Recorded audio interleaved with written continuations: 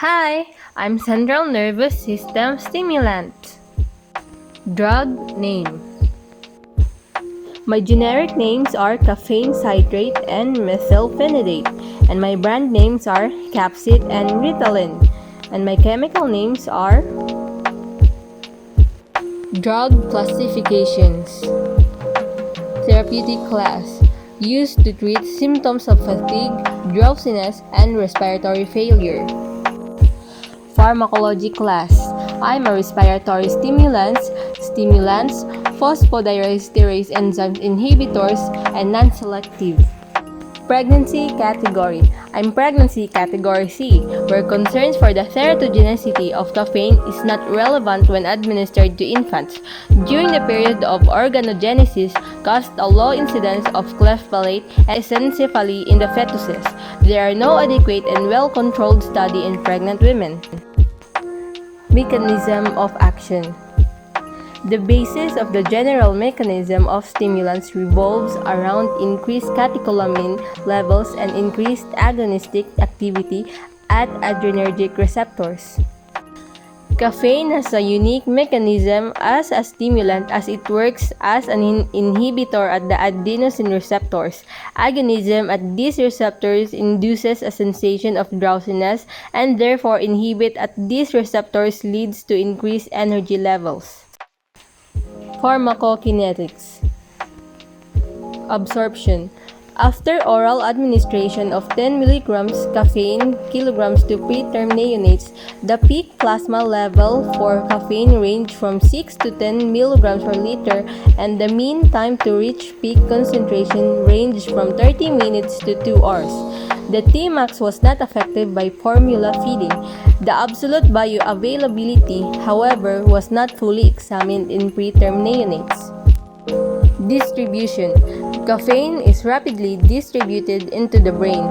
Caffeine levels in the cerebrospinal fluid of preterm neonates approximately their plasma levels. The mean value of distribution of caffeine in infants is slightly higher than that in adults. Plasma protein binding data are not available for neonates or infants. In adults, the mean plasma proteins binding in vitro is reported to be approximately 36%. Metabolism.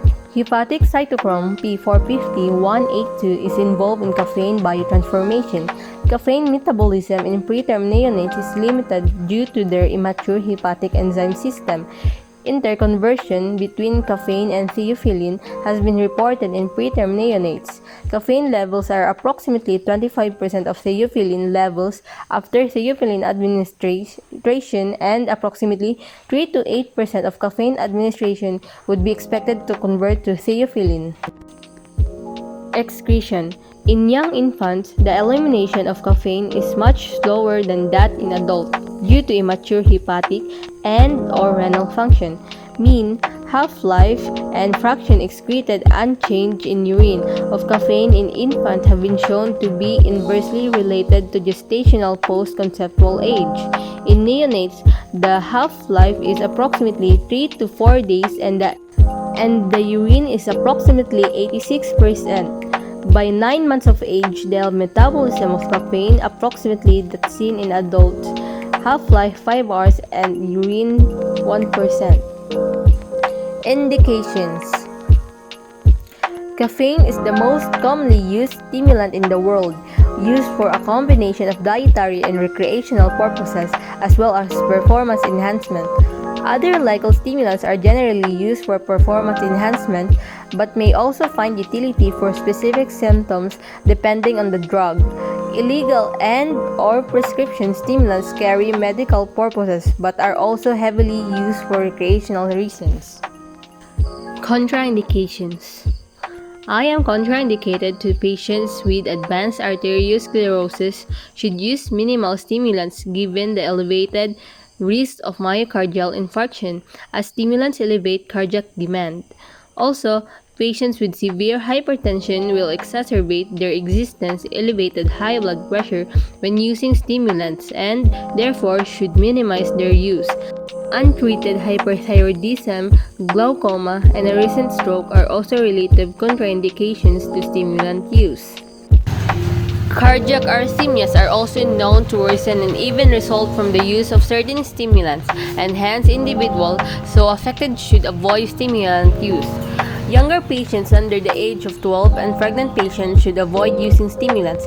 From a general perspective, so patients are highly sensitive to stimulant and should either avoid using or minimize their dose.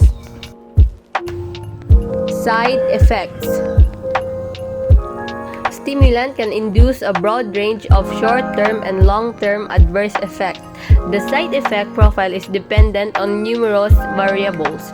The user's body weight, the specific stimulant used, the dose of the agent taken, and tolerance are the major factors that influence adverse effect outcomes. The adverse effect of stimulant include the following. In digestive system, decreased appetite, in cardiovascular system, palpitation, chest pain, hypertension, and tachycardia, and in respiratory system is shortness of breath. In urinary system, fluid and electrolyte changes. In nervous system, insomnia, anxiety, jitteriness, headache, psychosis, paranoia, and lastly, seizure. Nursing responsibilities. Before administering the drug, a nurse should assess patients and collect important data before safely administering medication. A nurse should obtain objective data such as blood pressure and an apical heart rate. A nurse may also use general survey techniques such as simply observing the patient. A nurse should assess for cues of behaviors. During administering the drug. With the administration of any medication, it is important to always perform the 5 rites and to check for allergies prior to administration. It is important to anticipate any common side effects and the expected outcome of the medication. Perform assessment before administering medication because many patients may have changing behaviors and habits that influence the way they think and feel about taking their medication. After administering the drug. Finally, it is important to always evaluate the patient's response to a medication. It is key to teach the patient about when the medication is expected to produce the effect. Nurse should assess for mood, behavior, and movement improvement. Nurses also need to continually monitor for adverse effects, some of which can be life-threatening and require prompt notification to the prescribing provider. Should promptly notify the prescribing provider for further orders. For example, a symptoms and/or adverse reaction of several CNS medications increase thought of suicide. Thank you for watching. Bye!